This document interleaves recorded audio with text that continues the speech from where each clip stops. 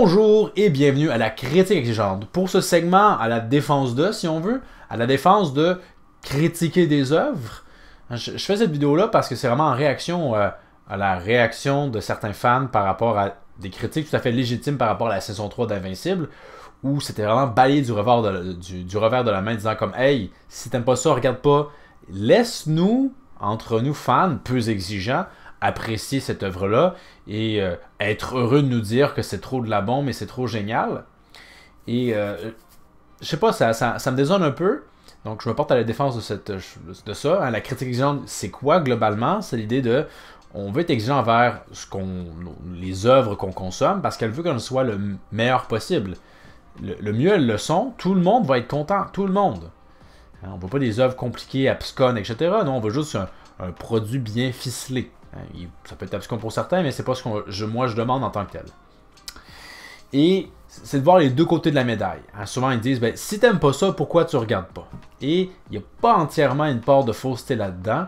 Encore une fois, si je parle de ma relation avec Naruto, à Naruto, c'était surtout de la haine. Et pas pour les bonnes raisons éventuellement. Je me suis rendu compte que, ben, effectivement, j'ai regardé pour continuer à regarder, mais que ça me faisait pas plaisir. Effectivement, je me plaignais, mais à un certain point, ça ne servait à rien et c'était bon de décrocher. Et c'est là, je trouve, cette nuance-là qui est importante. La critique, c'est bien, ça se veut une tentative, une critique constructive, une tentative de faire en sorte qu'il y ait du changement. Et je pense que c'est sain parce que ça peut fonctionner. Dans le cas de Star Wars, ça a été semi-réussi, si on veut, cette critique-là. On se bouffe encore du mauvais Star Wars. On dirait que ça n'a pas changé, mais on dirait que quand même, on a gagné la bataille, si on veut, de l'opinion publique, comme quoi Disney Star Wars, ben, c'est pas ouf. Et on voit que la rentabilité est effectivement là. Donc, on a un petit peu gagné cette bataille-là. C'est pas forcément la bataille qu'on voulait gagner. On voulait surtout qu'on ait des bonnes œuvres, mais bon, on dirait que c'est pas possible. Mais n'empêche, il y avait ça de gagner. Mais la bataille la plus exemplaire, comme quoi qui démontre que c'est bien de critiquer, c'est définitivement ce qui est arrivé avec le film de Sonic. Hein? Rappelez-vous quand on a eu la première bande-annonce, le design, on va le dire, dégueulasse, mais surtout, pourquoi si différent du design que l'on connaît de Sonic? Et dans ce monde-là, énoncé par ces fans-là qui disent hey, « si t'aimes pas, dis rien, va-t'en et laisse ceux qui apprécient apprécier », ben l'enjeu, c'est que bon, est-ce que vraiment des gens appréciaient ce design-là? Peu importe, mais que si personne n'avait manifesté sa critique, son désaccord, ben le studio l'aurait jamais su, le film serait sorti, aurait probablement bidé parce que t'aurais un design pas ouf, et on n'aurait pas eu le droit à 2 suites. Donc, la critique, elle peut être pertinente quand jugée. Certains diront, ben là, elle avait raison d'être, mais elle a raison d'être partout, encore une fois. Quand c'est vraiment un haters, donc qui haït vraiment juste pour haïr, ben ça transparaît souvent, là, les arguments ne sont pas là. Comme toujours, il faut regarder la clé des arguments. Et dans le cas, par exemple, de la série Invincible, ben souvent, ce qu'on dit, c'est ben on aurait aimé que ça soit plus long pour l'arc, la guerre des Invincibles, que ça soit mieux animé. Si ça, on l'aurait eu, tout le monde aurait été plus content. Il y a eu le problème. Donc, on veut pas que la série soit annulée, on veut juste qu'elle soit meilleure, parce qu'elle mérite d'être meilleure, surtout qu'elle est soutenue par des gens qui ont en masse le pognon.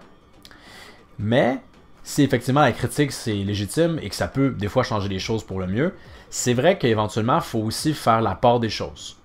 Comme par exemple avec Star Wars, même si j'ai dit que c'est une bataille qui est comme gagnée, mais à moitié gagnée, ben effectivement, je me rends compte que bon, ben je vais continuer à bouffer du Star Wars que je n'aime pas, et que c'est ça, je me plains pour à peu près rien, ça changera peut-être pas tant la donne que ça. De la même façon pour Dragon Ball, la critique exigeante a vu le jour sur le fait que je me disais, bon ben putain, Dragon Ball Super c'est de la merde, il y a des gens qui osent dire que c'est le cas, mais Dragon Ball mérite mieux, mais finalement, le mieux n'est pas vraiment arrivé. Donc, c'est ce que j'en ai parlé dans ma récente vidéo sur Dragon Ball Daima, c'est de faire mon deuil. Je vais pas continuer à regarder Dragon Ball pour juste me plaindre. Je veux que ça change, mais clairement, on est bientôt... Ça fait 10 ans, je pense, depuis ça. Il n'y a rien qui a changé. Donc, c'est un combat que j'abandonne, ça sert à rien. C'est effectivement, je pense, nocif. Et je me sens bien là-dedans. Comme je me sens bien dans Star Wars et dans Dragon Ball, je me sens bien de ne plus voir des œuvres que j'aime être massacrées. Et... ben, ça fait du bien de plus t'exposer à ça. Il y a quand même certains défouloirs à dire que c'est mauvais, mais ça a ses limites. éventuellement. Donc, effectivement, à Mané, décrocher le morceau, ça peut être bon. Hein. Si à chaque épisode on dit c'est mauvais, c'est mauvais, c'est mauvais, c'est mauvais, c'est mauvais, c'est mauvais, bien effectivement, je peux comprendre que ça soit lassant. Même si les arguments soulevés peuvent être bons, mais éventuellement, si on se rend compte que, bon, ben, cette série-là, elle ne saurait être bonne, elle ne saurait répondre à nos critiques, bien effectivement, on peut passer à autre chose. Je pense que c'est sain de le faire. Mais bon, encore une fois, il faut faire par la part des choses. Hein. Quand je reviens par exemple à IGN, j'en ai parlé dans mon épisode, dans la review de la saison 3, mais elle avait livré la note de 4 sur 10 au dernier épisode de la saison 3, alors qu'il a livré pourtant des bonnes notes aux épisodes précédents, disant même que c'est le premier mauvais épisode d'Invincible. Mais quand même, ça tirait cette... parce qu'en retour, hein, il y a eu beaucoup de haine, mais c'est un peu ridicule. Je veux dire, il faut faire la part des choses. Il vient de vous le dire, hein, c'est à son avis le seul épisode mauvais de la série Invincible. Il a aimé le reste, comme vous. Donc pourquoi il ne s'est pas aimé? Et encore une fois, on a regardé les arguments et je les comprenais tout à fait.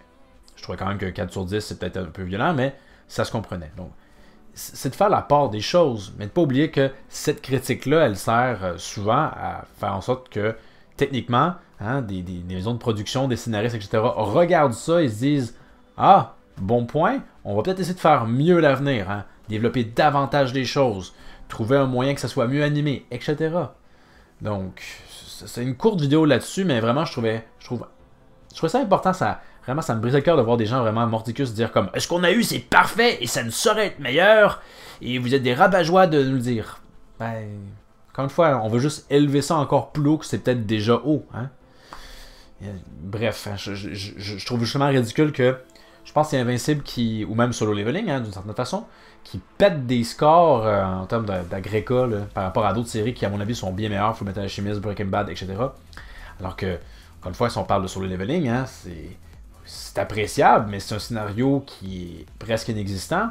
Et j'ai pas trop envie d'en reparler, là, mais à un moment donné, il n'y a pas de tension, il y a des trucs vraiment ridicules. On peut penser par exemple à la fourmi noire hein, qui tue les chasseurs japonais d'un coup. Hein. On prend pas son temps avec eux, mais quand vient les Sud-Coréens, soudainement, là, ils les tuent pas en un coup. Qu'est-ce qui a changé? Est-ce qu'il est raciste? Bref, des trucs comme ça. Donc bref, voilà, je me suis porté à la défense de critiquer sur le web. Encore une fois, le but, c'est pas d'être un haters. Il faut juste avoir des bons arguments. On regarde les arguments, puis est-ce qu'on est d'accord ou pas.